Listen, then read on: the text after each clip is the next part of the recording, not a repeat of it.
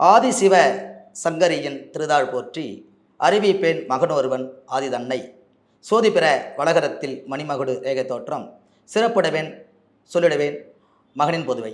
இப்போ படிக்க ఇందాక చదివిందమ్మా దేవుడి నమస్కారమా, అதாவது శివుడు ఉన్నారు కదా, వాళ్ళుடைய పాదాలకు నమస్కారం చేసి ఇంద జ్యోతిషత్ర ఏముందో అది మేము చెప్పాలని అగస్త్య మహర్షి చెప్పి ఉన్నారు. ఇదే చదివిన శ్లోకం ఇది. అబ్బా, అది వింటున్నప్పుడు కూడా ఏంటి వైబ్స్, అవునమ్మా, ఒకలాంటి కంగ్ కంగ్ అని వచ్చింది గురుజీ, అంటే పాజిటివ్ వైబ్స్ వచ్చాయి. కంపల్సరీ మా ఇది శ్లోకమా?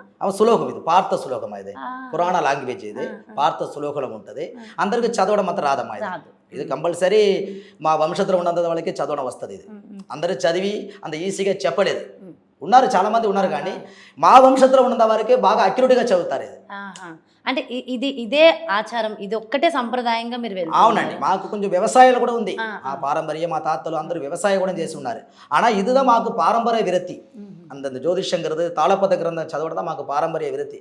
ఎందుకంటే మా తర్వాత మా వంశంలో ఉన్నవారు ఇది అందరూ చదవాలి, అందరూ నేర్చుకోవాలి, ప్రజలకి ఇది ఉపయోగపడాలి. దీంట్లో ఉన్న రహస్య విషయాలు అందరూ తెలుసుకోవాలి కదమ్మా.